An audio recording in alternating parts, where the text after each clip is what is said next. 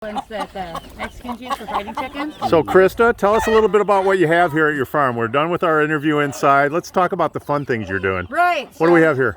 My free-range chickens. Free-range chickens. I've been mixing domestic breeds for finding ones that are still able to be turned loose. So they're beneficial for the farm, eating bugs and scratching around on things. Oh, I didn't know that. And okay. we get eggs, and I sell occasional chickens, and I sell eggs. Where's our rooster? There's my pride and joy. Oh, he's so beautiful. You're handsome. Big Daddy. Look at the colors. Because on the There's still a farm. backpack in there on the. Yeah, we're not done yet. Right. Okay. Wow, look at how glorious they are. And he's Araucana, and I've got a yellow and black male that keeps throwing the pretty colors.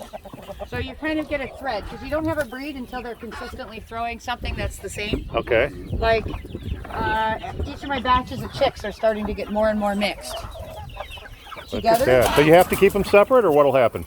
They get beat up on? Those are my peacocks. They're a little excited about something. Yeah, they get interesting about people. They don't love me. I've been trying really hard to get them friendly. They're not friendly at first. So if you let them out, will they come back? They're gonna go live in my neighbor's oak trees. Okay. So two things about peacocks is you keep them in a cage for the first year so they stick to where they're at. Mm-hmm. And then I need to move the cage over there because they're gonna go live in those oak trees. Because Okay. I own those oak trees. Okay. Because they're peacocks, they're gonna go live in oak trees. Got it. So Now I'm noticing the horses over here, and this is not the main corral area, right? no, well these are all part of our sanctuary horses. So these are rescues? Everything up here is either physically traumatized, emotionally traumatized, mentally not right, not safe to be ridden, and they need a soft place to land. Now, as far as permits for all that, are they working with you in terms of your efforts to maintain this operation? My long-term goal has been to set up a nonprofit, but with everything else going on, you just wait your turn. So we're doing a nonprofit. At the moment, we're pulling all the paperwork. The 10 horses up here would all go to sanctuary because they're not safe to ride. They're not? No.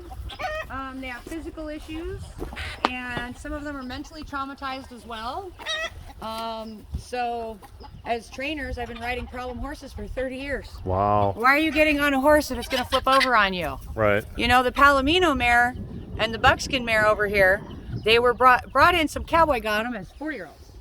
And he must have watched a lot of John Wayne movies because he was putting them in squeeze chutes and roping them. Oh, no. So the Palomino got mad and she finally had enough and she had to go at him. Well, he and his wife got scared, so they wouldn't go in the pen.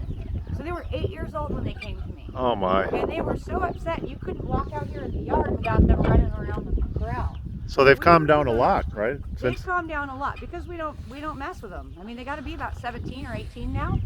And the Palomino, about 4 years into working with her, she finally relaxed one day and dropped her hip, and her tail touched her other leg, and she almost ran me over.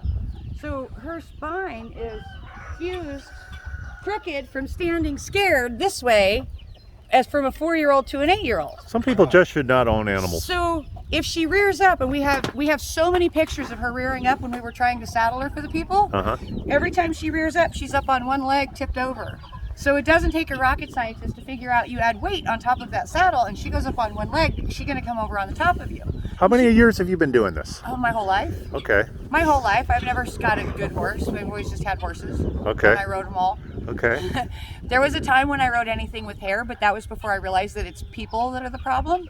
And most of my program's gone over to biomechanics, psychological, a lot of it. And you give classes here? Yeah.